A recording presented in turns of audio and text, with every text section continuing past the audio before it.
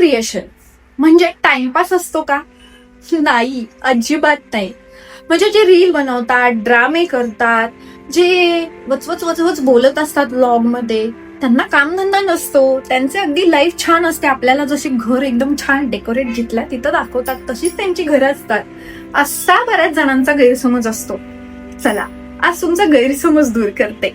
मला 2-3 रील बनवायच्या होत्या, कारण उद्या आहे संडे, आज आहे सॅटरडे आणि परवा दिवशी मंडे. म्हणजे लागोपाठ 3 दिवस मला खूप सारं घरामध्ये काम आहे, डबे आहेत, बाकीच्या आठवड्याभराची तयारी करायची. पण त्या आठवड्याभराच्या तयारीच्या आधी मला ज्या रील्स टाकायच्या त्या मी क्रिएट केल्या. तुम्ही बघितल्याही असतील माझ्या 2-3 अकाउंटवर.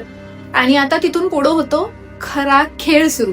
सकाळी टिफिन दिला, घरातली सगळी कामं आवरली आणि स्वतःचा छंद जोपासायचा. तर तो कसा? तर तो असा. त्यानंतर हे आहे माझं किचन, जिथे मी हा शूट केला. आता या किचन मध्ये हा पसारा पडलाय, कारण आत्ताच इथे एक शॉट केलाय. हा आहे माझा ट्रायपॉड. त्यानंतर हॉलमध्ये बघताय तुम्ही, हा सोफा असाच पडलाय. ह्या ट्रायपॉडमध्ये माझी स्क्रिप्ट असते. त्यानंतर हा कप शूटसाठीच असेल. हे क्लिप्स इकडे तिकडे आहेत. नंतर बघा रिमोट आहे इथे, लाईट इथे आहे आणि दाखवते बेडरूमचे हाल. आणि हे आहेत कॉस्ट्युम जे मी आत्ताच घातले होते. त्यानंतर इकडे हा बेडवर पसारा आहे. हे सगळे कपाटांची ही हाल होतात. आणि त्यानंतर हे सगळी अशी गडबड होत असते. आणि घड्याळात वाजले दुपारचे 2. आता मी सकाळी ब्रेकफास्ट करत नाही, त्यामुळे आता झाली जेवणाची तयारी. सकाळी टिफिन बनवलाय, पण स्वतःसाठी काहीतरी बनवायचं बाकी आहे. ते बनवायचं, एडिटिंग करायचं, हे सगळे आवरायचं.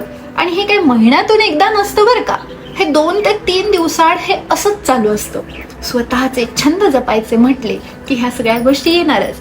कंटेंट क्रिएशन वाटतं तितकं सोपं नाही बरं. आता मी चेंज केलंय, कपडे जागच्या जागी लावले. आता जायचंय स्वतःसाठी काहीतरी खायला बनवायला. आता निघूयात, खायला बनवूयात, मग खाऊयात. आयतं कोणी कोणाला देत नाही हो. आपल्यासाठी हे सगळं नॉर्मल असलं पाहिजे. आपले छंद जपताना, आपली स्वप्न जपताना ह्या सगळ्या गोष्टी मॅनेज कराव्याच लागतात. त्याशिवाय आयुष्यात आपण कधीच पुढे जात नाही आणि कधीच आपली स्वप्नही पूर्ण होत नाही. बरोबर ना? एक लाईक, एक सबस्क्राईब नक्की करा. बाय.